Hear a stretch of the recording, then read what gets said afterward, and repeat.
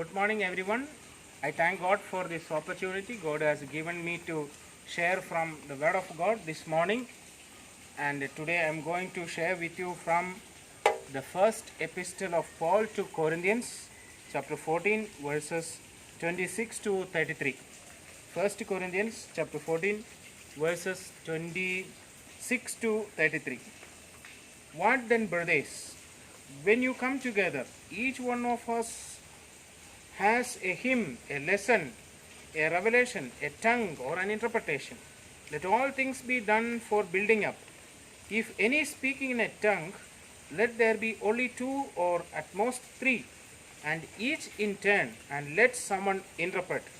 But if there is no one to interpret, let each of them keep silent in church, and speak to himself and to God. Let two or three prophets speak, and let the others weigh what he said. If a revelation is made to another sitting there, let the first be silent, for you can all prophesy one by one, so that all may learn and all be encouraged. And the spirit of prophets are subject to prophets. For God is not a God of confusion, but of peace. This is the word of God. Today I am going to share with you from the word of God on the theme order and justice. Some time back, I attended a worship service, and while I was attending the service, I couldn't hear the praise of the people because all of them shouting together, and we cannot even say an amen to the prayer because we don't know what the person is praying. And when someone sing, the others are shouting, and we cannot hear properly the song. I am not talking against the spontaneous inspiration that happened in the church or at the time of worship.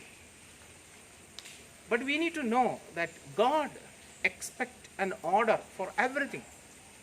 God himself created this world in an order. There was an order for everything that God created. And God even expects each one of us to have that kind of an order even in our life, in our community life, in our society, and even in our worship service. Here we say, in the Corinthian context, we see that each one has a hymn. There is nothing wrong if we sing two hymns or two songs. But in this particular context, Paul very clearly instructing the church at Corinth that they should have a hymn, a lesson, a revelation, a tongue. So there must be an order, and what should come first is there. We need to have priorities in our system, in our life, in our worship. What should come first and what should come second? Who should speak first? When one person speaks, the other person should keep silent and listen. That is what God expects for us. What is the purpose of coming together in worship and even in church and in other community activities? It's mentioned here very clearly, for building up. For building up. We come together and build others. Our major mission is to build others. When we come together, and building others is possible only when things are done in an order. God is not a God of confusion. God is a God of peace. We always use the word redemption, redeemed from sin. Actually, what is redemption? Bringing back to that order. Jesus died on the cross of Calvary is to bring back that order that was lost because of sin. When sin enters into this world, we see that there is a disorder everywhere.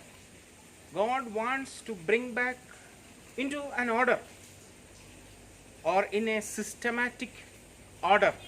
that God expects each one of us to live.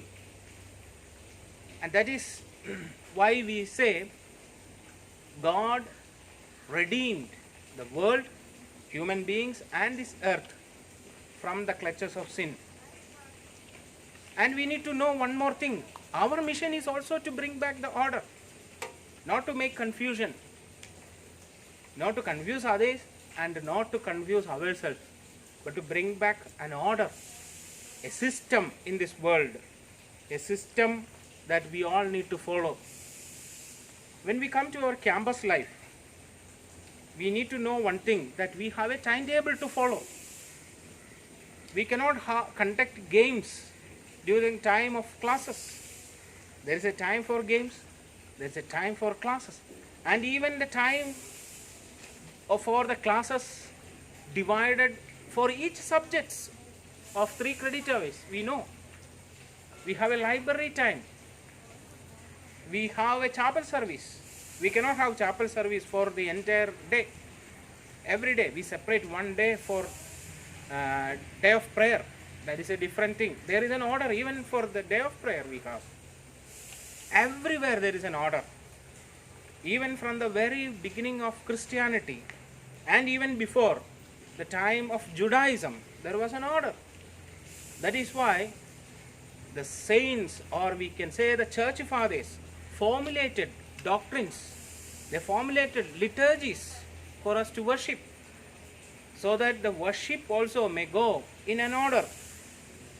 There is a time for singing, there is a time for giving praises to God, there is a time for exhortation, there is a time for people to even speak in tongues, and there is a time for interpreting what they said. And the Corinthian church, the church at Corinth, was going through a time of confusion, and people were not interested in order. And now Paul is encouraging them to have an order in their life, to have an order in their church services, to have an order in their community life, so that we may build each other. We have to build each other. My worship is not just for myself. When I come for worship, when I come for a community gathering, it should even benefit another person. It is for the encouragement of another person as well. So when I sit in a worship service, of course, when we sit in worship service, we may forget ourselves and we worship God. But we cannot forget others who come for worship along with us. Our worship is the worshipping God corporately, or our worship is a corporate worship. We all together worshipping. So the benefit of worshipping should not just for ourselves, it is for all of us. Everyone should benefit from our worship. So that is possible only if there is an order. Everyone should understand what we say. Everyone should get a message when we preach. Everyone should enjoy the music. Sometimes in some worship service, if we go, only certain group of people can enjoy the worship. They only can understand, they only can sing the song.